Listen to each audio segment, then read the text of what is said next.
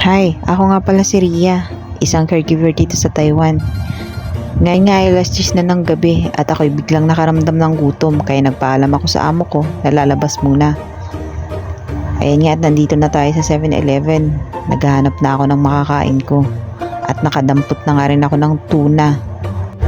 O diba, sa dami ng pagpipilian hindi ko na alam kung anong kakainin ko. Kaya binalikan ko na lang tong Olala Spaghetti.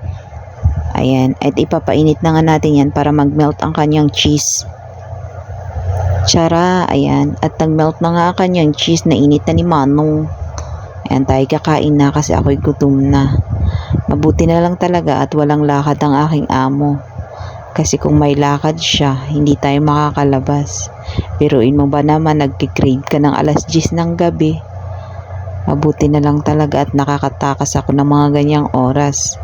Kaya yan, kain to the max ang auntie mo.